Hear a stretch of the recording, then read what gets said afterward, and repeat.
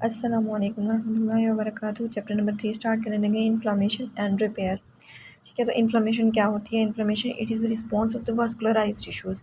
वो टिश्यूज़ जिनकी वेसल्स हैं, जिनको वास्कुलर सप्लाई हम दे रहे हैं, जिनको वास्कुलर सप्लाई प्रोवाइड की जा रही है, हमारी बॉडी प्रोवाइड कर रही है, उन टिश्यूज़ का रिस्पॉन्स होता है किस चीज़ के against? Against the infection and the tissue damage. कोई भी इन्फेक्शन, कोई भी वायरल है, बैक्टीरियल है, कोई भी पैथोजन अगर इन्फेक्शन कॉज करता है, उसकी वजह से या टिश्यू डैमेज नेक्रोसिस वगैरह की वजह से, that brings the cells and molecules of the host defense from circulation to the site where they are needed to eliminate that offending agent। ठीक है, जिसकी वजह से ब्लड से हमारे जो है ना सेल्स निकल के जाते हैं, हमारे होस्ट सेल्स, और वो जाके उसको उस ऑफेंडिंग एजेंट को या उस पैथोजन को उससे वो जो है ना किल कर देते हैं, रिमूव कर देते हैं। ठीक है, अब जो इन्फ्लामेशन है, इन्फ्लामेशन में जो ना 5 R's होते हैं, ये याद रखना है। टिपिकल इन्फ्लेमेशन के 3 स्टेप्स होते हैं। पहला स्टेप है रिकॉग्निशन। जो ऑफेंडिंग एजेंट आएगा हमारे एक्स्ट्रा वास्कुलर टिश्यू में, उसको पहले रिकॉग्नाइज किया जाएगा, हमारे होस्ट सेल्स और मॉलिक्यूल जो है ना उसको रिकॉग्नाइज करेंगे। दूसरा जो है ना स्टेप है रिक्रूटमेंट। हमारे जब रिकॉग्नाइज हो जाएंगे वो ऑफेंडिंग एजेंट, तो हमारे ब्लड सेल्स जो है ना उस जगह पे जाएंगे। ठीक है, तो इसको हम कहते हैं रिक्रूटमेंट। जो ब्लड ल्यूकोसाइट्स और प्लाज्मा प्रोटीन्स उस जहाँ पे ऑफेंडिंग एजेंट पड़ा हुआ है वहाँ पे जब जाते हैं तो उसको हम कहते हैं रिक्रूटमेंट। थर्ड स्टेप है कि जो है ना वहाँ पे जाएंगे, वो एक्टिवेट हो जाएंगे और ना उस ऑफेंडिंग एजेंट को एलिमिनेट कर देंगे, तो ये हो जाएगा रिमूवल। देन तीसरा और जो है ना फोर्थ आर इज रिएक्शन। इस reaction is controlled and terminated. ये रिएक्शन तब तक रहेगा जब तक वो वो ऑफेंडिंग एजेंट एलिमिनेट या रिमूव नहीं हो जाता। जब वो रिमूव हो जाएगा तो ये ख़त्म हो जाएगा। ठीक है, लास्ट में डैमेज टिश्यू इज़ रिपेयर्ड। अगर डैमेज टिश्यू है ना तो उसको फिर रिपेयर किया जाता है। ठीक है, तो पहले क्या है? रिकॉग्निशन, रिक्रूटमेंट, रिमूवल और रिपेयर। तो इन्फ्लामेशन के जो ना 2 टाइप्स हैं, एक्यूट और क्रॉनिक। जो एक्यूट होती है वो जो है ना इनिशियल और रैपिड रिस्पॉन्स होता है टू द इन्फेक्शंस, और जो है ना विद इन मिनट्स जो है ना स्टार्ट हो जाती है और शॉर्ट ड्यूरेशन की होती है, जबकि जो है क्रॉनिक है वो सेवरल डेज तक चलती है। तो इधर इसके ना टेबल दिया हुआ है, इस टेबल से ही हो जाएगा। तो एक्यूट कॉन्सेप्ट है वो फास्ट होता है विद इन मिनट्स, और जो है ना स्लो, इसका क्रॉनिक का स्लो होता है, डेज तक इसका ऑनसेट होता है। सेलुलर इन्फिल्ट्रेट एक्यूट में मेनली न्यूट्रोफिल्स आते हैं, जबकि क्रॉनिक में मोनोसाइट या मैक्रोफेजेस और लिम्फोसाइट्स आते हैं। टिश्यू इंजरी जो है ना इसमें एक्यूट में इतनी टिश्यू इंजरी नहीं होती, क्रॉनिक में सीवियर इंजरी होती है। फाइब्रोसिस भी जो है ना क्रॉनिक में होती है। इसमें local and systemic science acute में प्रोमिनेंट होते हैं, क्रॉनिक में कम होते हैं। तो इसकी करेक्टरिस्टिक्स जो है ना एक्यूट की इम्पोर्टेंट है, इसके कार्डिनल साइंस स्पेसिफिकली। इसके बाद ये पेज आपको करने की ज़रूरत नहीं है, सिर्फ इसमें कार्डिनल साइंस करने हैं, बस सिर्फ कार्डिनल साइंस करने हैं ऑफ द इन्फ्लामेशन। उसमें जो है ना पहला है हीट, कैलर जिसको हम कहते हैं, रेडनेस रूबर कहते हैं, स्वेलिंग को ट्यूमर कहते हैं, और पेन को जो है डोलर कहते हैं, लॉस ऑफ फंक्शनलाइजा। ठीक है, इसके हम पढ़ेंगे कि कैसे कैसे हीट और रेडनेस वगैरह हो रही है, स्वेलिंग कैसे हो रही है वगैरह वगैरह। तो बाकी इस पेज में से कुछ भी करने वाला नहीं है, आगे से हो जाएगा। इस डायग्राम को देखते जाना है, जैसे हम आगे पढ़ेंगे ना एक्यूट इन्फ्लेमेशन के स्टेप्स वगैरह, तो इस डायग्राम को आपने तब देखना है।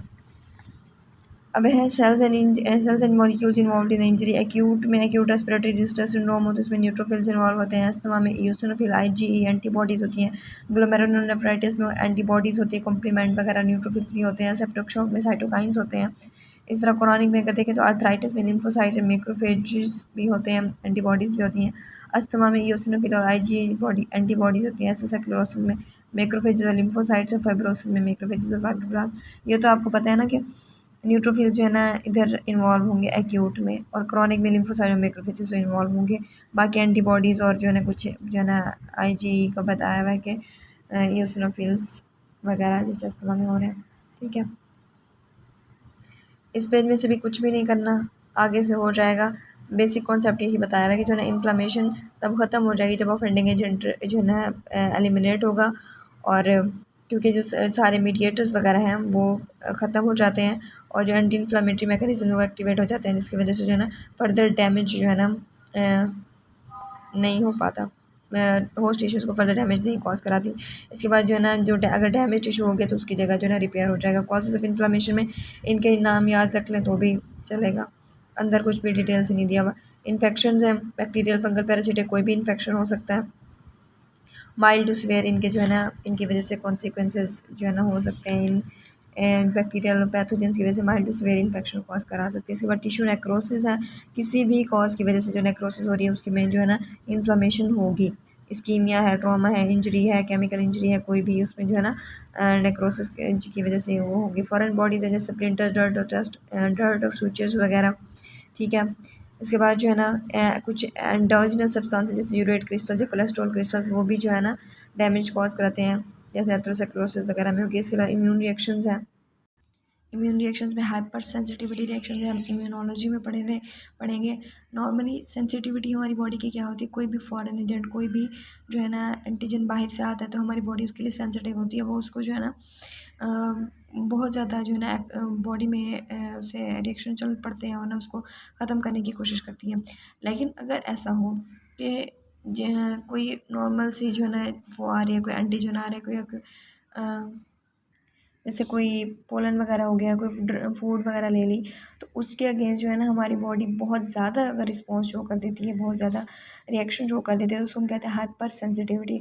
और ये ऑटो इम्यून डिजीज़ में भी होती है, लाइक अपनी होस्ट टिश्यूज़ के अगेंस्ट जो है ना हाइपर सेंसिटिविटी शो करती है बॉडी, ठीक है। ये हम आगे इम्यूनो में पढ़ेंगे तो यहाँ पे नहीं है इतना इंपॉर्टेंट। तो क्या क्या था, इन्फेक्शन था, नेक्रोसिस थी, फॉरेन बॉडीज़ और जो है ना इम्यून रिएक्शंस वगैरह थे। इसके बाद जो है ना अब जो हमने डैमेज वो कोई नेक्रोटिक सेल है या फिर कोई माइक्रोब्स हैं तो उनको हमने किल करना है। तो किल करने के लिए मैंने बताया था 5 आवर्स हैं जो इन्फ्लामेशन में इन्वॉल्व होते हैं। पहले रिकॉग्निशन है, फिर उसके बाद रिक्रूटमेंट है, उसके बाद क्या होते हैं कि एलिमिनेशन होती है, फिर रेगुलेशन होती है और फिर लास्ट में क्या होता है कि रिपेयर होता है।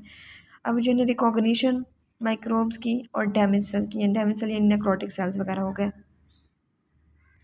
इसी रिकॉग्निशन में जो है ना कुछ रिसेप्टर्स इन्वॉल्व होते हैं, ठीक है। कुछ जाहिर सी बात है कुछ रिसेप्टर्स होंगे वो लिगेंड को डिटेक्ट करेंगे, ऐसा ही होता है हर जगह। तो जो सेलुलर रिसेप्टर्स हैं और सर्कुलेटिंग प्रोटीन्स है, ये 2 चीज़ें हैं जो कि वो करेंगी इन माइक्रोब्स और डैमेज सेल को रिकॉग्नाइज़ करेंगी। माइक्रोब्स को रिकॉग्नाइज़ करने के लिए सेल के अंदर रिसेप्टर पड़े होते हैं। किन सेल्स के अंदर पड़े होते हैं? फेगोसिटिक सेल्स के अंदर, डेंड्रिटिक सेल्स के अंदर, और जो है ना कुछ और सेल्स भी होते हैं हमारे इम्यून सेल्स जो कि इन माइक्रोब्स को डिटेक्ट करते हैं, उनके ऊपर रिसेप्टर पड़े होते हैं। फेगोसिटिक, डेंड्रिटिक सेल्स वगैरह, इनके ऊपर जो रिसेप्टर होते हैं उनको हम कहते हैं टॉल लाइक रिसेप्टर, TLR, ठीक है।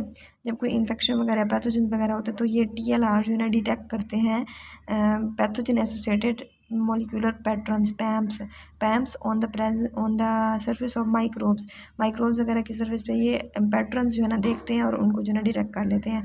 तो ये टॉल लाइक रिसेप्टर्स कहाँ पे होते हैं? In the plasma membrane and in the endosomes. किसको डिटेक्ट करते हैं? पैथोजन एसोसिएटेड मॉलिक्यूलर पैटर्न्स को जो है ना ये वो करते हैं, रिकॉग्नाइज करते हैं। रिकॉग्नाइज करने के बाद ये क्या करेंगे, प्रोटीन्स की एक्सप्रेशन को इंक्रीज़ करेंगे, प्रोटीन्स कुछ रिलीज़ होंगे और वो जो है ना इन्फ्लेमेशन कराएंगे, जैसे साइटोकाइंस हो गए, एंटीवायरल साइटोकाइंस हो गए, और जो है ना मेम्ब्रेन प्रोटीन्स होती हैं कुछ जो है ना लिम्फोसाइट को एक्टिवेट करा देती हैं, जिसकी वजह से फर्दर इम्यून रिस्पॉन्स होता है। ये हमने पढ़ा था कि जो है ना जो रिसेप्टर्स हैं जो कि डिटेक्ट कर रहे हैं हमारे माइक्रोब्स को। अब हम पढ़ने लगे sensors of the cell damage, like necrotic cell के या फिर कोई सेल डैमेज हुआ पड़ा है तो उसको डिटेक्ट करने के लिए हमारे रिसेप्टर कौन से होते हैं? ये रिसेप्टर जो है ना साइटोसोल में पड़े हुए होते हैं जो कि सेल डैमेज वगैरह को डिटेक्ट करते हैं। और ये क्यों कौन से पैटर्न को डिटेक्ट करते हैं? Damage associated molecular patterns. वो पैथोजन एसोसिएटेड मॉलिक्यूलर पैटर्न्स को डिटेक्ट कर रहे थे, ये डैमेज एसोसिएटेड मॉलिक्यूलर पैटर्न्स को डिटेक्ट करते हैं, ठीक है। इन पैटर्न्स में कुछ मॉलिक्यूल्स होते हैं, कुछ जैसे यूरिक एसिड वगैरह हो गया, ATP हो गया, DNA हो गया, लॉस ऑफ आइंस वगैरह हो गए। तो ATP कहाँ से रिलीज़ होता है? डैमेज माइटोकॉन्ड्रिया से रिलीज़ हो रहा होता है। इंटरसेलुलर पोटेशियम की कॉन्सेंट्रेशन जो है ना अगर कम होती है तो इसका मतलब जो है ना आइंस का लॉस हो गया। इसके अलावा जो है ना DNA जब जो है ना न्यूक्लियर मेम्ब्रेन डैमेज तो DNA भी रिलीज़ हो जाता है, ठीक है। तो ये जो रिसेप्टर्स हैं मल्टी प्रोटीन साइटोसोलिक कॉम्प्लेक्स को एक्टिवेट करते हैं, इसको कहते हैं हम इन्फ्लामासोम हमने पीछे पढ़ा था कि जो है ना ये पायरोप्टोसिस वगैरह में जो है ना ये इन्वॉल्व होता है। तो इन्फ्लामेशन में भी हाई टेम्परेचर होता है, तो इन्फ्लामेशन के साथ फीवर एसोसिएटेड है। तो ये डैम्स ही एक्टिवेट करा रहे होते हैं। जब सेल डैमेज होता है ना, नेक्रोसिस हमने पढ़ा था ना, तो सेल डैमेज नेक्रोसिस को ही कहते हैं। नेक्रोसिस में क्या होता है कि जो जब ये डिटेक्ट कर लेते हैं साइटोसोल के अंदर जो रिसेप्टर पड़े होते हैं वो जब डिटेक्ट कर लेते हैं डैमेज एसोसिएटेड मॉलिक्यूलर पैटर्न्स को, तो इन्फ्लामासोम को एक्टिवेट कराते हैं और इन्फ्लामासोम की वजह से साइटोकिन इंटरल्यूकिन 1 की प्रोडक्शन होती है, ठीक है। और ये ल्यूकोसाइट की रिक्रूटमेंट करा के जो है ना इन्फ्लामेशन वगैरह करा देगा। इसके बाद ऑटो इन्फ्लामेटरी सिंड्रोम लिखा हुआ है। ये कब होता है? जब जो साइटोसोलिक रिसेप्टर्स हैं ये जो टैब्स वगैरह को वो कर रहे हैं, रिकॉग्नाइज कर रहे हैं, ये साइटोसोलिक रिसेप्टर्स में म्यूटेशन आ जाती है। वो म्यूटेशन कौन सी होती है? Gain of function. दो तरह की म्यूटेशन होती हैं फंक्शन के लिहाज से, या गेन ऑफ फंक्शन होती है, लॉस ऑफ फंक्शन। अगर ऐसी म्यूटेशन हो जिसमें गेन ऑफ फंक्शन हो जाए तो उसमें उस रिसेप्टर का या जो भी वो सेल होगा उसका जो है ना वो बढ़ जाएगा, एक्शन उसका फंक्शन बढ़ जाएगा। अगर लॉस ऑफ फंक्शन हो तो उसका फंक्शन जो है ना कम हो जाएगा। ठीक है। इसके बाद उसमें कुछ भी नहीं लिखा हुआ। सर्कुलेटिंग प्रोटीन्स भी जो है ना कुछ डिटेक्ट करती हैं इनको, ब्लड बॉर्न माइक्रोब्स वगैरह को। इसके अलावा कॉम्प्लीमेंट सिस्टम हमारी माइक्रोब्स के अगेंस्ट जो है ना एक्ट करता है। मैं एक सर्कुलेटिंग प्रोटीन का नाम बताया, मैनोज बाइंडिंग इलेक्ट्रॉन कलेक्टेंस वगैरह जो है मैनोज बाइंडिंग इलेक्ट्रॉन मैनोज के साथ बाइंड करेंगी और कलेक्टन भी माइक्रोब्स के साथ बाइंड करती है और ना फेगोसाइटोसिस को प्रमोट कराती है।